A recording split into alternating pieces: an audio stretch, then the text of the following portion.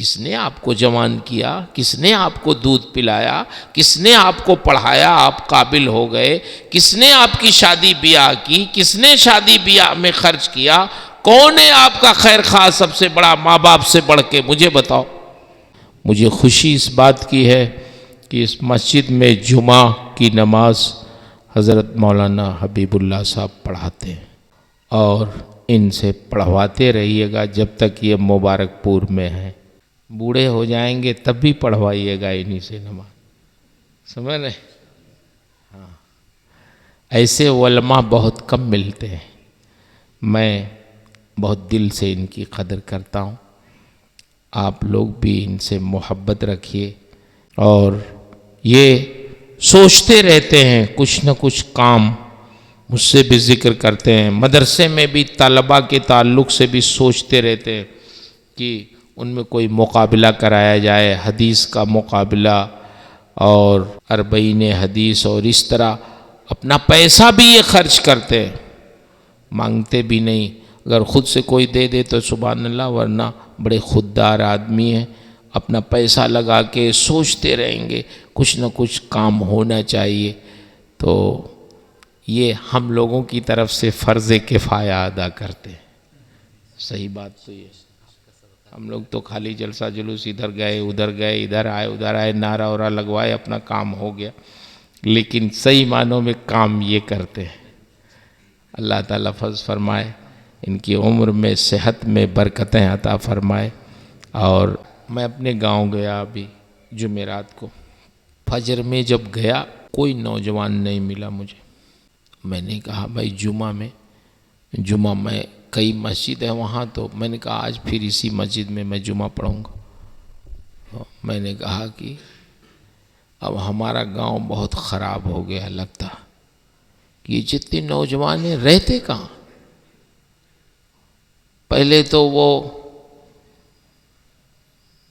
کام ہوتا تھا کپڑے اپڑے کا گاؤں میں، اب تو سب کام بھی ختم ہو گیا، اب بغیر کام کے کھانے پینے کو مل رہا ہے لوگوں کو۔ پہلے محنت کرنا پڑتا تھا، گھر بھر کرتے تھے لوگ، اب تو سب کا کام چل رہا ہے، اور غفلت اتنی کہ فجر میں نوجوان نظر نہیں آتے۔ کیا مطلب؟ 12 بجے رات میں میلاد پڑھ کے جب ہم لوگ جاتے ہیں مدرسے میں، تو ہمارے مبارک پور کے بچے موٹر سائیکل کھڑی کر کے کہیں پل پہ رہتے ہیں، بیٹھے رہتے ہیں، کہیں اشرفیہ گراؤنڈ میں بیٹھے رہتے ہیں، کہیں روڈ پہ بیٹھے رہتے ہیں، کہیں دکان پہ نظر آتے ہیں۔ کیا بات ہے؟ کیا کر رہے ہیں آپ رات میں اتنی دیر تک؟ جب آپ 1 بجے سوئیں گے، 2 بجے سوئیں گے، 2:30 بجے سوئیں گے، تو آپ کی آنکھ فجر میں نہیں کھل سکتی۔ کرتے کیا ہیں؟ کون سا کام کرتے ہیں رات میں؟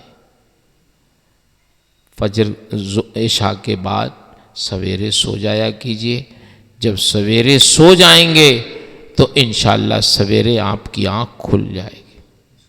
ہمارے ایک مولانا صاحب ہیں، وہ ان کے ایک دوست تھے جو ترکی استنبول جا رہے تھے، تو جہاز میں بمبئی وہ بیٹھے، تو ان کی سیٹ کے بغل میں ایک یہودی بھی بیٹھا۔ یہودیوں کی داڑھی آپ دیکھیں گے تو ہم لوگوں سے بھی لمبی رہتی،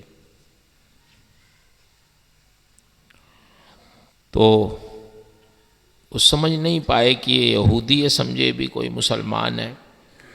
جب جہاز پرواز کرنے لگا تو اس یہودی نے سمجھا کہ یہ کوئی، وہ داڑھی وغیرہ رکھے تھے جو مسلمان تھے، تو اس نے سمجھا یہ کوئی مولوی صاحب ہیں، تو اس نے کہا کہ اچھا یہ بتائیے آپ مسلمان؟ کہاں مولانا؟ نہیں مولانا نہیں ہے، بس مسلمان۔ کہا یہ بتائیے آپ کی جو صبح کی نماز ہوتی ہے اس میں کتنے لوگ رہتے ہیں مسجد میں؟ تو انہوں نے کہا کہ 10-12 لوگ رہتے۔ تو پھر وہ کچھ بولا نہیں، خاموش رہا، خاموش ہو گیا۔ کچھ دیر کے بعد مولانا صاحب بتانے لگے کہ اس ہمارے دوست نے کہا اس سے کہ بھئی آپ نے پوچھا کہ صبح کو کتنے لوگ رہتے ہیں؟ تو پھر پوچھ کے خاموش ہو گئے، کچھ کہا نہیں آپ نے۔ کون ہے آپ مسلمان ہیں؟ نہیں ہے مسلمان۔ کہا نہیں میں یہودی ہوں۔ کہا پھر کیوں پوچھا آپ نے کہ صبح کی نماز میں کتنے لوگ رہتے ہیں؟ تو اس نے کہا کہ یہی تو ہمارے نزدیک مسلمانوں کی، اپنی زبان میں اس نے کہا جس کا میں ترجمہ کر رہا ہوں، کہ مسلمانوں کی حرارت ایمانی ناپنے کا آلہ ہے۔ ہم یہ سمجھتے ہیں کہ جب مسلمان اپنے رب کے لیے اپنی نیند نہیں قربان کر سکتے تو اپنی جان کیا قربان کریں گے؟ تو ہم سمجھ جاتے ہیں کہ ان کا خون ٹھنڈا ہو چکا ہے، یہ بستر نہیں چھوڑ سکتے، یہ اپنی نیند نہیں قربان کر سکتے تو اور جان کی کیا قربانی دے سکتے؟ تو ہم تو سوتے ہیں صبح کو، سمجھتے ہیں کوئی نہیں جانتا ہے، دنیا جانتی ہے آپ کب تک سو رہے ہیں۔ یہ دنیا اب پوشیدہ نہیں ہے ہمارا کوئی عمل کسی سے، یہ سوئے رہنا یہ سب سمجھتے ہیں آپ سو رہے ہیں کہ جگ رہے ہیں۔ کب جاگیں گے آپ مجھے بتائیے، کب بیدار ہوں گے؟ دنیا آپ کا وجود برداشت نہیں کرنا چاہتی، آپ غافل سو رہے ہیں۔ قبر میں نہیں سونا، دنیا ہی میں سو رہے ہیں۔ نہ فجر میں آپ پہنچ رہے ہیں نہ عشاء میں۔ کون سی تجارت آپ کر رہے ہیں جو فجر کے وقت ہوتی ہے؟ مجھے بتائیے۔ بھی مولانا صاحب نے ہمارے بتایا کہ وقت سب کے لیے نکالنا ضروری ہے، تجارت کے لیے بھی وقت نکالیے اور تجارت میں اللہ کے ذکر کے لیے بھی وقت نکالیے۔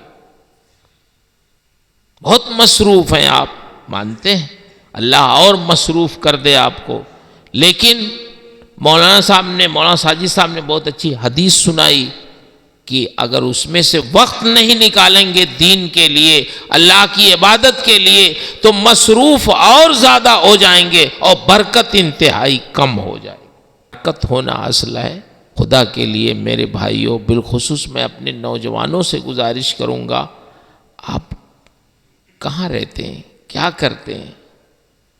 سویرے سوئیے، سویرے اٹھیے، اور ادھر ادھر رہنے کے بجائے کس نے آپ کو جوان کیا؟ کس نے آپ کو دودھ پلایا؟ کس نے آپ کو پڑھایا آپ قابل ہو گئے؟ کس نے آپ کی شادی بیاہ کی؟ کس نے شادی بیاہ میں خرچ کیا؟ کون ہے آپ کا خیر خواہ سب سے بڑا ماں باپ سے بڑھ کے؟ مجھے بتاؤ۔ نہیں، ماں باپ ہی نے تو جوان کیا۔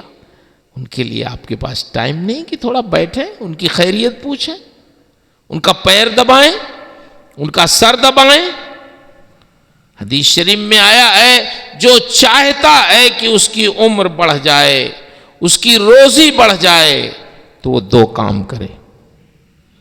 ایک اپنے ماں باپ کے ساتھ اچھا سلوک کرے اور اپنے رشتہ داروں کے ساتھ اچھا سلوک کرے۔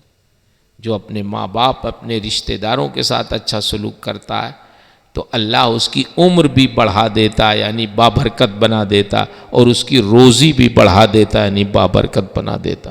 ہمیں کون ایسا ہے جو زیادہ دن تک جینا نہیں چاہتا؟ بتائیے، کون ایسا ہے جو زیادہ روزی نہیں چاہتا؟ سب چاہتے ہیں، ہم ہو آپ ہوں کوئی ہو، سب چاہتے ہیں ہماری صحت اچھی ہو، ہماری عمر لمبی ہو، ہمیں رزق زیادہ ملے۔